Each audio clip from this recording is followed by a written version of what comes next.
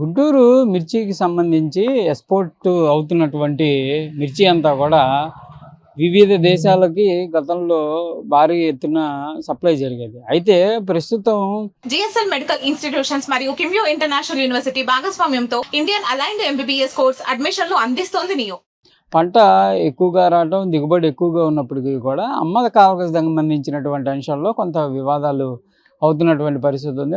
మొన్న చైనా ఏదైతే గుంటూరుకు సంబంధించినటువంటి మిర్చి ఉత్పత్తులన్నిటిని కూడా వెనక్కి పంపేయటం జరిగింది. అయితే వాళ్ళు అనుకున్నటువంటి క్వాలిటీ లేదు అంటూ కూడా వాళ్ళు చెప్పినటువంటి పరిస్థితులు ఉన్నాయి. అయితే ప్రధానంగా తేమ ఎక్కువగా ఉన్నటువంటి ఈ మిరపకాయ అక్కడ వాళ్ళు ఏదైతే ఇన్పుట్ చేసుకునేటటువంటి నేపథ్యంలో క్వాలిటీ ఉంటుందో ఆ క్వాలిటీని అందుకోలేకపోవడంతో టన్నులు కొద్ది మిర్చిని వెనక్కి పంపించారు. ప్రస్తుతం శ్రీలంక కూడా ఈ స్టాండర్డ్స్కి సంబంధించినటువంటి అంశంలో శ్రీలంక ప్రభుత్వంలో అక్కడ ఎవరైతే శ్రీలంకలో కొనుక్కునేటటువంటి మిర్చికి సంబంధించినటువంటి వ్యాపారులు ఉంటారో వాళ్ళు దానిని యాక్సెప్ట్ చేస్తున్నటువంటి పరిస్థితి లేదు. క్వాలిటీ పరంగా వాళ్ళు అనుకున్నటువంటి స్టాండర్డ్స్కి అనుగుణంగా లేదు అంటూ కూడా కొన్ని ఏవైతే ఈ షిప్పుల్లో వెళ్ళినటువంటి మిర్చిని వెనక్కి పంపేస్తున్నట్టు తెలుస్తుంది.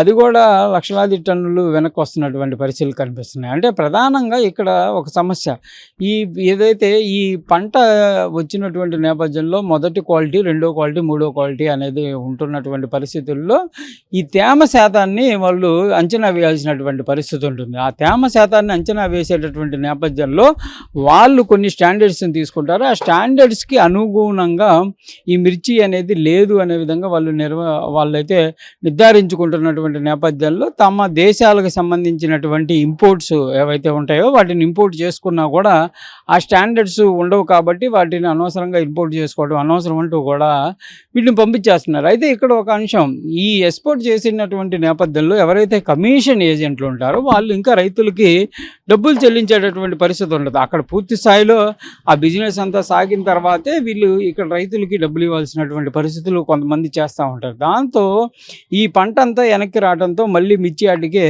వచ్చేటటువంటి పరిస్థితి ఉంటుంది. దాంతో రైతులంతా కూడా తీవ్ర ఇబ్బందులు ఎదుర్కొంటున్నారు. ఎందుకంటే ఒకసారి ఎక్స్పోర్ట్ అయిన తర్వాత మళ్ళీ తిరిగి తేవాలంటే కూడా చాలా డబ్బు ఖర్చు అయ్యేటటువంటి అవకాశాలు ఉంటాయి. దానికంటే అసలు నష్టపోయినా కూడా వాళ్ళకి నష్టం ఏదైతే వాటిని వదిలేస్తే వచ్చేటటువంటి నష్టం కంటే తిరిగి తేడానికి అయ్యేటటువంటి ఖర్చే ఎక్కువగా ఉంటుందనే విధంగా చెప్తున్నటువంటి పరిస్థితి కనిపిస్తుంది. దీంతో మిర్చికి సంబంధించినటువంటి అంశాల్లో ఈసారి తీవ్ర ఇబ్బందులు అయితే ఎదురవుతున్నాయి. పంట ఎక్కువగా రావటం, ధర ఎక్కువగా పలికినప్పటికీ కూడా నష్టం అయితే వాటిల్లుతున్నటువంటి పరిస్థితి ఉంది. ఆ తేమ శాతాన్ని అంచనా వేయడంలో ఇక్కడ ఎక్స్పోర్ట్ చేసేటటువంటి సమయంలోనే ఏ దేశానికి ఎంత స్టాండర్డ్స్ ఉండాలి అనేది కనుక అంచనా వేసి పంపిస్తే ఇలాంటి పరిస్థితులు ఉండవు. కానీ ఆ తేమ శాతాన్ని అంచనా వేయడంలో ఇబ్బందికర పరిస్థితులు ఉండటం, ఇక్కడ నుంచి వెళ్ళేటటువంటి సమయంలో కొంత డ్యామేజ్ అవటం, ఇవంతా కూడా జరుగుతున్నటువంటి పరిస్థితులు ఉన్నాయనే విధంగా తెలుస్తుంది.